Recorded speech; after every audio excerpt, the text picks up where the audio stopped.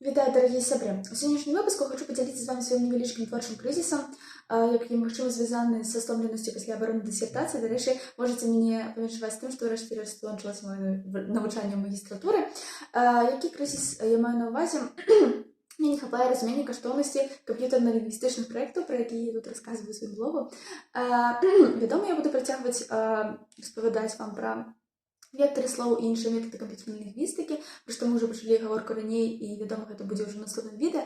Аднак, ведаеце, для мяне вельмі важна, каб мае словы абмацоўваліся ўласным досведам праграмавання і лінгвістычнага даследавання. А я адчуваю сябе разгубленай, бо не ведаю, які з прадуктаў, якія я ўжо пачала рабіць, мэтазгодна працягваць.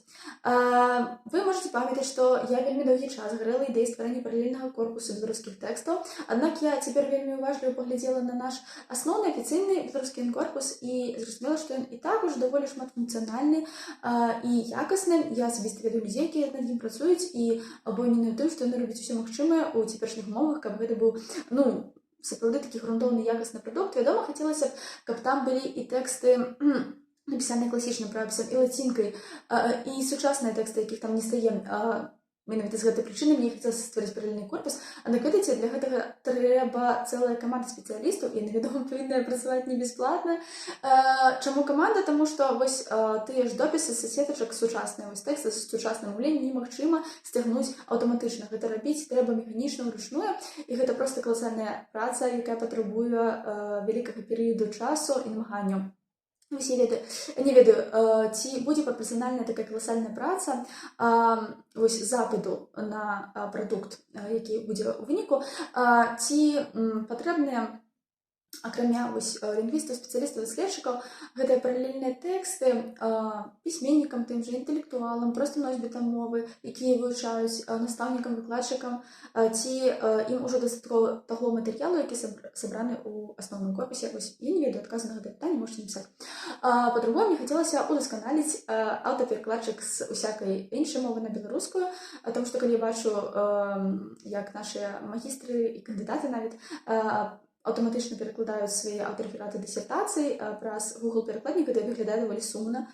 Аднак у цяперашні момант мне хочацца проста навучыць людзей лепей гаварыць, лепей перакладаць, вось такі нейкі песімізм на мяне ці рэалізм найшоў. Вось. І па-трэцяе, мне хацелася стварыць такі вось беларускі чат-бот, які генерировал тэксты па-беларускі, штосьці кшталту беларускага чату GPT, хаця ў чата GPT таксама ёсць ужо функцыя менавіта беларускага маўлення. Аднак цяпер мне падаецца, што гэта наадварот не паляпшэнне якасці камунікацыі, а пагаршэнне павінна ж быць наадварот. Камп'ютарна-лінгвістычныя праекты мусяць павышаць якасць камунікацыі, паскараць і павышаць, а не паніжаць. Так вось, мне вельмі патрэбныя вашыя парады, ваша дапамога. Напішыце, калі ласка, ці вось ёсць у вас патрэба ў нейкай праграме, нейкім праекце, звязанага з мовай, з маўленнем, якога яшчэ няма. Не абавязкова з беларускай мовай. Вось, можа, вы хацелі б неяк паскараць сваё камунікаванне ці паляпшаць праз аўтаматычныя праграмы.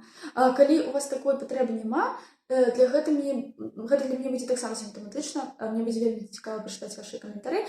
Вялікі дзякуй за ўвагу і пабачымся ў наступных відэа.